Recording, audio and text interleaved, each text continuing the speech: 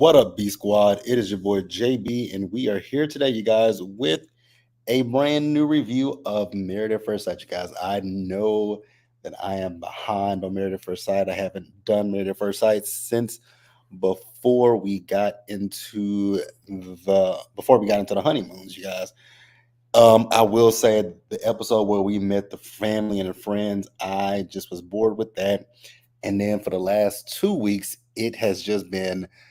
it's been a lot. Last week was Thanksgiving, and then the week before that, it's been a lot going on in my personal life. But we are here today, you guys, with the review for, like I said, this is Married at First Sight, season 17, episode number 7, you guys. The episode is titled A Honeymoon, Rockier, and then the Mountains. Now, what I will say, you guys, is I will be going back and I will be watching episodes number 6 and 5, where I know we started the honeymoons. I will watch the honeymoon episodes, and at some point I will be coming back on here. It'll probably be a pre-recorded review, or maybe we'll talk about it next week.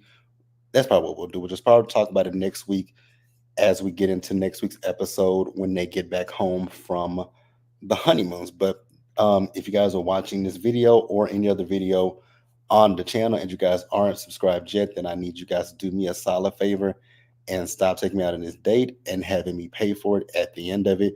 You guys know the routine. You can do me that favor by liking the video, subscribing to the channel, turning on your post notifications, and also by sharing the video, you guys. And with that out of the way, without further ado, we'll discuss Married at First Sight. And also, you guys, I do want to give a little tidbit. So I know I didn't do with the Golden Bachelor. I know I didn't do the Women Tell All and the last episode before the Thanksgiving holiday, but we will do the season finale tonight. It'll be tomorrow afternoon that I do the review for the Golden Bachelor.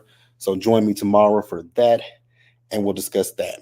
Now, this episode of Married at First Sight, I will say that this episode had me a little bit on the heated side because I felt a little ways. But we won't talk about that just yet.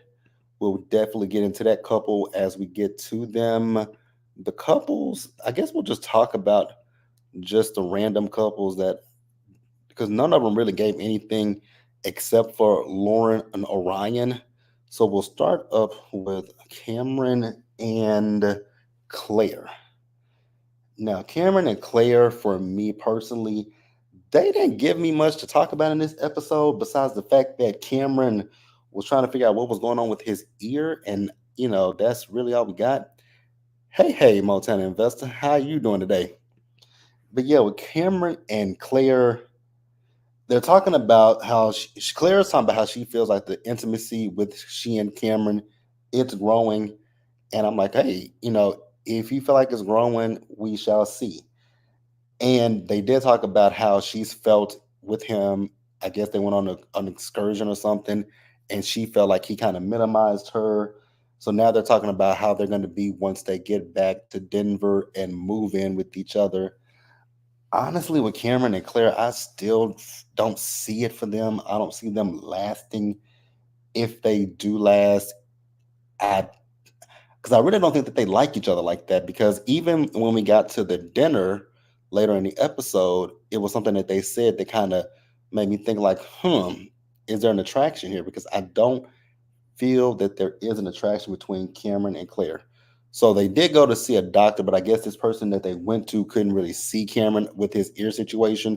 So he had to go to a doctor within the city of Cancun. And that was really all we got from Cameron and Claire. Like I said, we got very little of nothing with most of these people. And it's so interesting. With most times with the honeymoons is where we get a little bit of the action. But for this episode, like I said, the action really happened with one couple. Now, the next couple that I will talk about, I feel like they're just boring. Becca and Austin. Becca and Austin just bored me to smithereens in this episode. I honestly, at certain points in this episode, forgot about Becca and Austin. Now, Becca wants to have the conversation with Austin about religion. And that is a great conversation to have. And it's a very interesting one to have with someone that you're already married to, because most times when people go into marriages, they talk about things of this nature, talk about finances, talk about if they want to have children, talk about their religious, upbringings, or did you grow up Christian? Did you grow up Muslim? Did you grow up non-denominational? What Pentecostal, whatever you grew up as, how did you grow up, and how do we incorporate that into this marriage? Are we going to have kids? And when we have kids, how do we want to raise our kids? So it's a very interesting thing for them to now have to delve back to that conversation. And for what I noticed is with Austin is basically putting off the conversations with her, and I was kind of confused as to why that was the case, because it kind of felt like what I will say with Austin watching this episode, it does feel like Austin plays a little bit too much for me. And you guys can definitely feel free to tell me what you think and feel. I get the vibe that Austin plays a lot, because I didn't think he was taking, from looking at him in this episode, it didn't seem to me that he was taking anything that was she was saying in a literal sense. It didn't take, it seemed like he was taking things, you know, as something that they is of great importance to her. It kind of seemed a little flippant to me. But again, I want you guys to tell me what you think. So with Becca, she's talking about the fact that with her past boyfriends, she feels like the relationships probably didn't work out because she would rush into the deep conversations. But with Austin, she feels that she doesn't have to be that way. And I was like, I disagree. And you guys can tell me how you feel. But this is a deep conversation, but this conversation about religion is also a conversation that can ruin a relationship. The things that can ruin a relationship are finances, religion, children, and sex. Those are things that can destroy a relationship. And if you guys are not on the same page when it comes to those things, it's not conducive to a happy, healthy relationship. These are my personal opinions. I just want you guys to tell me what you feel and think. But I do think that this is an important conversation, and I don't think it's something that you should shelve until you get back home. I think that it is something that even if it's just surface level, it's fine to have the conversation, start the conversation, but just to completely shelve it because you may feel uncomfortable, I don't know if I necessarily agree with that. And that's why I say, for me personally, it feels as if Austin was really mostly just playing, not playing games, but he wasn't taking the conversation serious, in my personal opinion. I didn't feel like he was taking it serious. But I want to know what you guys think and feel in the live chat and in the comment section below, you guys. But let's pause. Nope, let's just move on. I'm so used to doing pre-recorded videos and saying pause here and move forward. Let's talk about Emily and Brennan. I don't know if these two gonna make it either. I don't know if these two are necessarily gonna make it, because I think Brennan is easily offended. And the thing that he felt offended by in this episode from Emily, it was not that deep to me. I would have just brushed over it, but he held on to it. Now they did, at dinner in the beginning of the episode, they did feel good about the talk they had with each other about being able to move forward. They also talked about religion, and she's talking about the fact that when she has children, that she doesn't necessarily want to raise her kids to be Catholic. And so he asked her, why is that? And so she said that she feels like with Catholicism that it is cultish. And I was like, that's very interesting. I've never heard anybody refer to Catholicism as cult like. Now, Mormonism, stuff like that, I would call that, things that have strict rules and regulations. I would say that. I would say Mormonism would, and this is no offense to anybody who is a Mormon, but the things that you see and hear about certain religions, it just makes you think of a cult. And so when I hear about Catholics, I don't necessarily always get that. But if that's how she feels, that these are her opinions, not my opinions about, Catholics being a cult. This is Emily's opinions, not JB's. Now, he did ask her, would she convert? And she says yes. They also talked about how many kids they want. So they want two kids. They both want two kids. She wants a son first and then a daughter. And I think they both said that they want to have a son and a daughter. He feels like when they have kids, he feels like he wants there to be like a 3-year age gap between the two kids. And I think I'm like, okay, that's not a bad thing. They do want the kids to be close and whatnot. So I'm here for it. Now, here's the part where he got offended by what she said. So they were sitting down at the beach because I think they had played, I don't know if they were playing volleyball or whatever, but they were playing a sport. And she asked him, do he like to have fun? And for some odd reason, that just set Brennan off. And I was just like, that was the thing that made you upset? Her asking you if you like to have fun is the thing that made Brennan just lose his shit. I was just like, wow, Brennan, I didn't think that that was that deep. But I mean, if Brennan felt like it was that deep, I'm going to let Brennan have it. But I would have laughed it off and said, you think I'm a stick in the mud? Like, what do you think about me? I would have asked that question, but I wouldn't have been offended or anything about what she said because I don't think she said anything offensive. So I kind of was confused by Brennan. But if anybody understood why he felt that way, please enlighten me because I personally just didn't think that it was that deep. Now, you guys, I want before we get to the last couple, we're just gonna talk about the dinner that they had. Now, everybody showed up for dinner. The only person who wasn't there was Cameron. And the reason why Cameron wasn't there is because remember, I just told you guys that Cameron went to go to the doctor, and turns out Cameron had an ear infection. So they gave him some antibiotics, and he's supposed to be in the room. And so Lauren and Orion, they let the group know that they had had a conversation with Dr. Pia. He feels like there's one hurdle that they haven't gotten over. She says it's hurdles with an S. And I'll talk about Lauren and Orion when we wrap up the episode.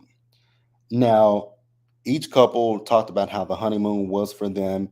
Lauren was talking about how she wanted to know what made Orion tick, and she found out.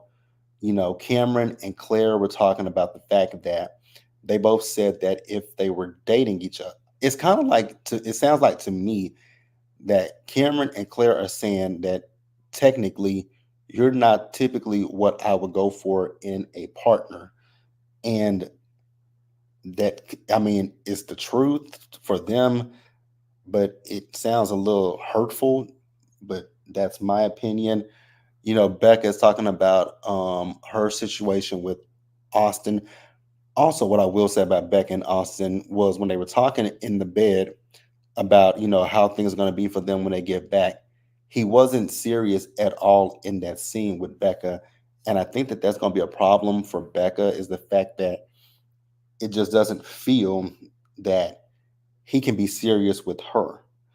And then, so also speaking of Lauren and Orion, they're talking about something that happened to them. And so they showed the flashback. And in the flashback, they were talking about offensive things that can be said to Orion, right? And he's the person who mentioned one of the offensive and derogatory terms that can be attached to someone who is indigenous, right?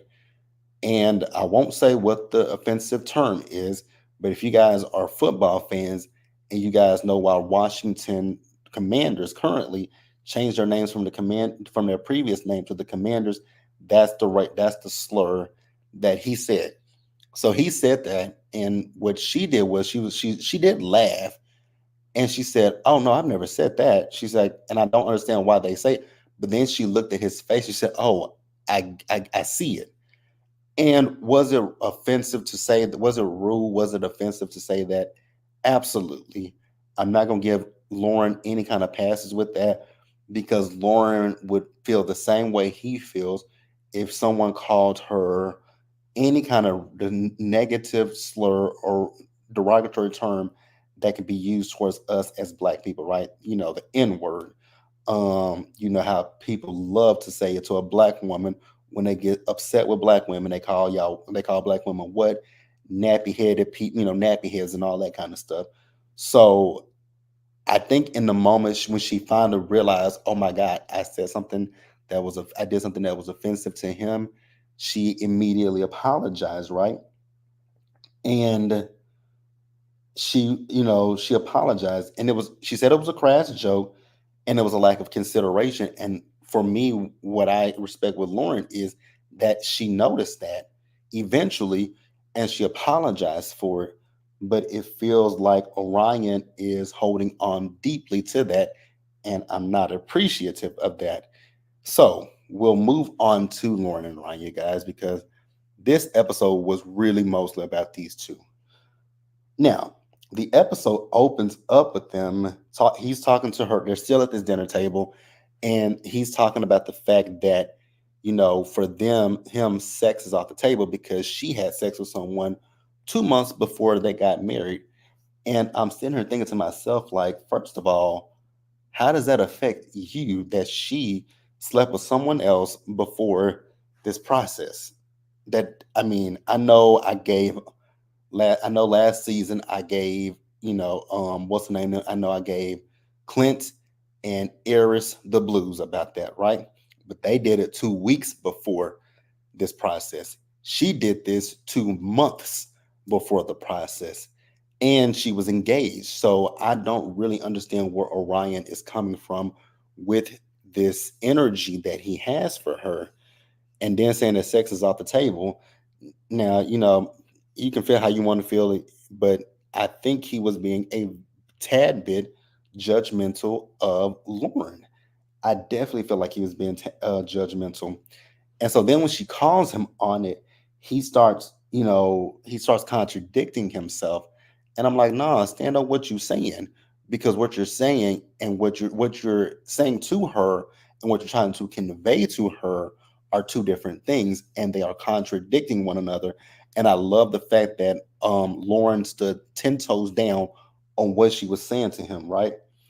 And so at one point he said, well, if I did this, I apologize.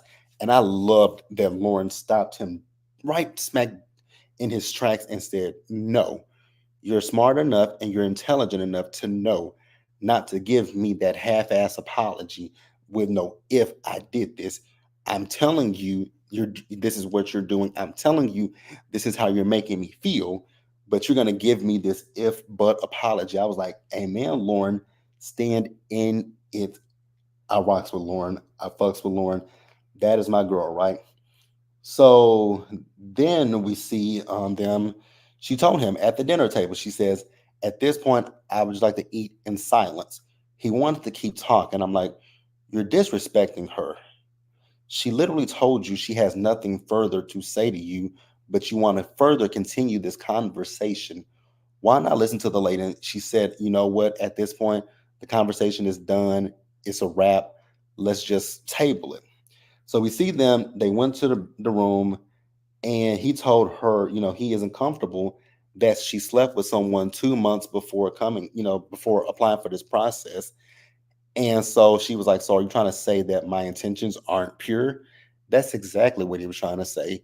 He was trying to play wordsmith with what he was saying, but in hindsight, in actuality, not in hindsight, in all actuality, he was saying, yes, I don't like the fact that you slept with someone 2 months before you came here. Granted, I didn't know you. She didn't even know if she was going to get chosen for the process. So again, I don't know why he's so upset. I can see it if it was a situation like last season with Eris and Clint, where they had had sex with someone 2 weeks before coming on this show. I can see that. But this is 2 months.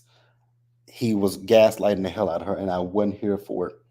So we see her the next morning, and she's letting the producers know that they didn't sleep in the same bed with each other. So he ended up coming back upstairs, and he's trying to tell her how, he feels so depleted, and he was trying to take accountability for what happened. And so we saw them as they were able to move forward. So then we see them as they did call Dr. Pia, And the conversation with Dr. Pia, he explained once again she slept with somebody 2 months before coming here.